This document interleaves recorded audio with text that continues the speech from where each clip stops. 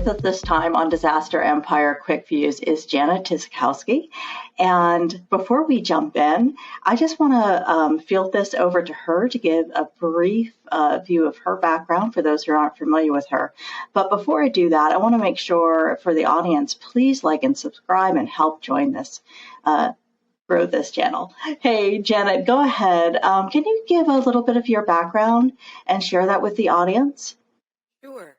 I've been in the IT industry for almost 30 years, and actually I've been in the resiliency space for almost 20. It just fell naturally. Usually disaster recovery programs were driven out of your IT departments. So working for a large financial service company at the time, we were always doing resiliency testing.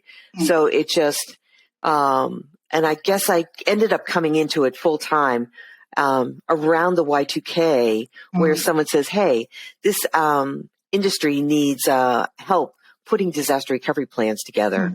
And that's how it started. And from there, I ended up helping them put together enterprise architectures and engineering their disaster recovery platforms. And we just took it off from there. So I've been really in this space for a good solid 20 years now. And I'm fully enjoying it. Excellent. Well, hey, Janet, can you also share a fun fact with us? Sure. I do a lot of animal rescue. With the downturn of the economy that happened in the mid 2000s, I happened to live up against protective wetland. So a lot of people were dumping their pets. So I had a lot of domesticated pets that showed up in my back door looking to be fed. So I've fostered several dogs. I've probably had half the neighborhood neutered.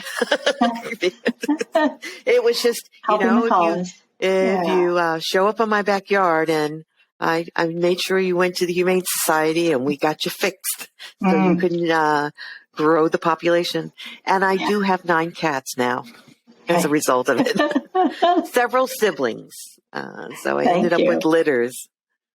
Thank you for all that you're doing in that space, as I'm someone who had to rescue greyhounds. So thank you so much for that. It's so important. It's so amazing to me that, as an aside, that people can dump their pets like that. But anyway, whole other story for another time. Hey, jumping in, so you have been in the industry for about 20 years, as you said, and you've really had a chance to see it evolve over time. Can you share what that progression has been like for you? And it's funny how as I was thinking about this, we've actually gone full circle. People used to worry about their data centers going completely down and out, and you losing all your applications and all your data. And cybersecurity, or the cyber attacks, have brought that back to that full circle. Whereas again, we need to focus on not having high availability or being active in across multiple data centers, is how well are we protecting that data? So I've seen it go full circle. So I'm now finding myself, you can't just put in high availability across multiple sites and say, oh, I'm resilient. You've got to think about how you're protecting your data. And I still agree with that. And I think, having the physical data centers is one thing, but many companies are, utilizing the cloud as well. And we both know that means there's still a data center involved somewhere, right? It's really transferring your risk. But I really liked how you were talking about that full circle of resilience and how for you, that's been an ongoing, throughout your career. Can you share with this audience what resilience means to you? And to me, it's how well can you pivot? To me, being resilient is, we're going to take outages. We expect those outages to happen. But how quickly can I pivot to recover if there is a major event that comes on? And you can apply that same kind of concept to your own personal life as well. It's not just business. How quickly, if we have a major issue, can we flip to another side, or do we have a backup plan just for our homes? Or, where's my staff? Do I have enough staff? Or are we all sitting in the same building? Do I have that ability to pivot so that I can keep my business up and running? You saw you saw a lot of this during the pandemic with restaurants. How many of those restaurants survived because they could pivot, because they could switch from having a sit-down restaurant to being home delivery? Yeah. And that's such a great point. And I love how that you're bringing in that holistic, view of resilience, which I've talked to some other guests about, that it's not just about the business or the hardware or the data center, but it's really, how are your people doing and how as an organization, which obviously includes those employees, are able to pivot and respond to events. So thank you so much for bringing that up. I think it's such an important piece of the puzzle that sometimes isn't being talked about when you're discussing, operational resilience, for example, or even sometimes organizational resilience. I think there's a... Well, I look at resiliency as 4 different pillars. How are you handling your staff? And I call it my 4 S's. Where's my staff? What sites are whether it's a building, whether it's a restaurant, or it's just a pop-up. So how are my sites being impacted?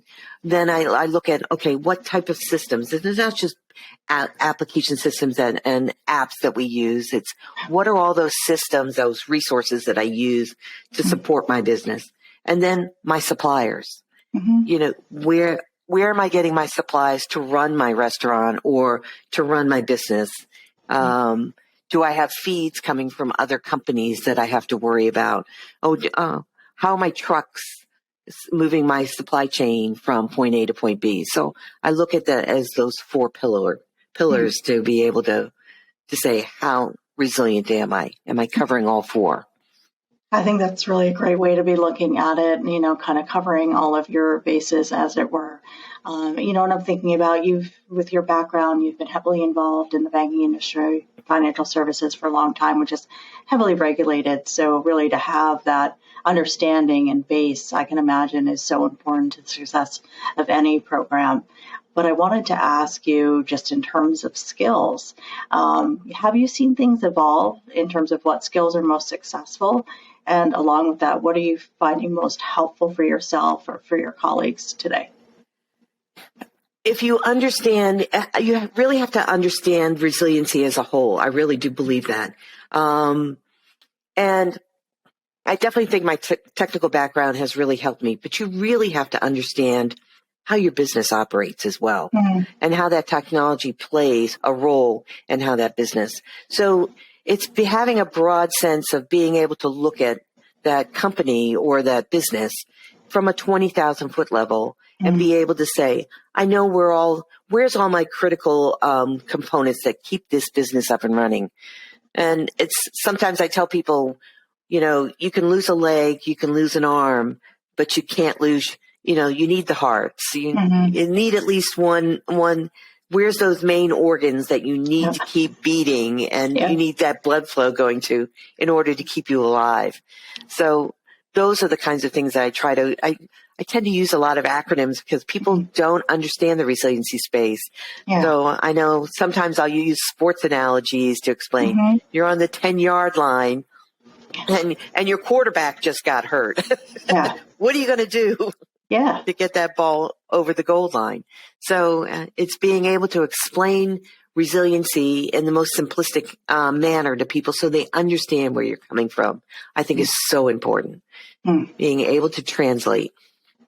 And I think that's so key is, also being able to explain resilience in a way that others can understand, because I think sometimes, to our detriment in the field, we use a lot of jargon or acronyms, BIA, et cetera, and it makes sense to us, but it doesn't always make sense to the people we're talking to.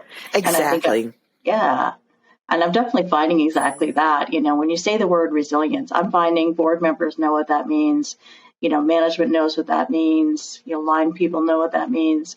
But sometimes the spin on it, right? That's where you have to dive a little bit deeper to really make sure that you're on the same playing field. Exactly. Example, right? Perfect example. Yeah. Yeah. So I always tell people it's not a recipe book to make a cake. It's a playbook, right? And using American football, right, as the example, you're going to change your plays depending on what's going on in the field. And even though it's the same field, it's a different experience every time you get out there to play when there's a crisis. So being able to, oh God, I don't have any milk, but yet I can use sour cream. yeah, exactly. Being able When to you talk about a recipe. exactly to switch out. So yeah, thank you for that. And so I wanted to talk to you a little bit about your career and what is inspiring you today. I think I love working with engineers and application teams, telling them how to build resiliency into their designs. I spend a lot of time, everybody assumes, oh, I'm going to put it in the cloud. I'm saying, just because you're putting it in the cloud doesn't mean you're demonstrating that you're resilient. I said, cloud, and to your point, at the end of the day, there's still a data center somewhere. And inside that data center, there is a computer. There is a physical box that's sitting on the floor. So shifting that responsibility from you managing that physical hardware to somebody else. So you've got to ensure that when you think about it, you need to be able to work with your vendors as well. How resilient are they? Are they going to be able to recover your application? So I think that is key in understanding and helping them design their applications. Just because you're putting it in the cloud again, you want to make sure that your cloud providers can provide you with that resiliency so that you have those 5 nines that you're advertising. And just because you're putting your pictures in the cloud, are they backing your pictures up? Yeah, I think that's such a key aspect. I think, we all heard the AWS, outage that happened. And that's definitely something that I'm watching. Those third party or even fourth party vendor outages, really can have a huge impact on businesses today. And I think a lot of businesses have had some sort of vendor management as part of their BCM or their resilience. But I don't think it's been as intensive or as in depth as I'm now seeing over the last few years, and all of us really trying to make those connections and say, okay, well, our program's good, but like you said, if your vendors, are not in a similar space, that could be really challenging. Especially in those what's the word I'm looking for? In those industries that are highly regulated. The defense industry, the financial service industry, these are highly regulated. So again, moving those applications that support your business into the cloud is great, but you've also got to make your cloud vendors accountable to make sure that you're resilient. And it's just a matter of time when, like I say, all the banks get together, or all the major defense industries get together that are using cloud providers and saying, you must demonstrate. So you'll have to test every year, because that's one thing you don't see today, the testing that we typically do in a traditional internal data center. And I definitely agree with that approach. I think that's what I'm seeing trending. I was watching, the Fed over a year ago here in the US, even really paying attention to operational resilience, right? And it makes sense. So I'm just expecting that even though we might not have a regulation like the UK or India, other countries, I think we're going to have that cohesiveness or that, pressure, if you will, from regulated industries like that saying, yeah, you need to apply to this standard, Right. There's no reason why they can't be ISO 27301 certified. There's no reason why they shouldn't have that certification if they're supporting major corporations in the United States or globally. Yeah, absolutely. Hey, so you referenced this a little bit earlier in the discussion around cybersecurity and cyber attacks, and definitely we're all seeing that, trending, unfortunately, over the last few years. What do you attribute that to? I think, I believe it is because of technology. We have, how many of us do all of our banking, our phones become our lifelines. You don't have those traditional computers that sit in your homes anymore, that have the software on it that installed. Now you're using phones. You're constantly on the internet. You're clicking on links, which makes your phones very vulnerable to cyber attacks. They're making it much easier to hack you. And the more technology that we interface with, that just opens the door for us to be, it's not a matter of when or if, it's a matter of when. So you just that's why I'm a strong believer in multi-factor authentication, strong passwords, passphrases, protect your data, protect your own material, because it's so easily, you can be so easily hacked. Yeah. Janet, thank you for bringing that out, because I really see it as a crime of opportunity, right? It doesn't matter what size your organization is at the end of the day. The bad actors are really just looking for availability to get at personal data and exploit that. So just be careful when you click on those links. Make sure that they're real. They're real. Yeah, exactly. Well, hey, for new professionals or people transitioning into, the tech resiliency space, what do you see as skills that could help enable them to be successful today? And has it changed? In some ways, yes and no. At the end of the day, tech resiliency, you're still looking at technology, but it's now more cloud-based or virtual-based technologies that are available to you.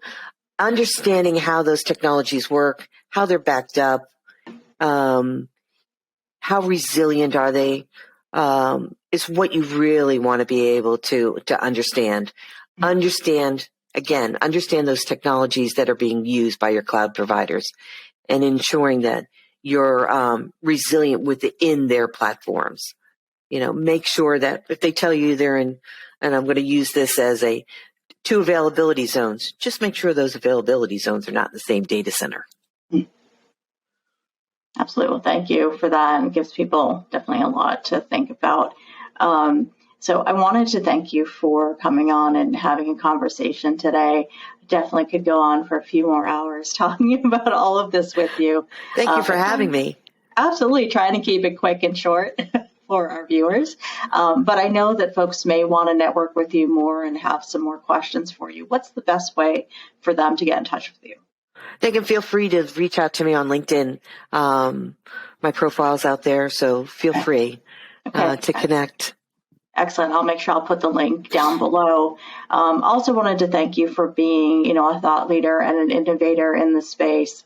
You've had a long tail, but as you've been talking about, things have changed rapidly and progressed over the last few years. So great to have you in the industry and continuing to really provide that value.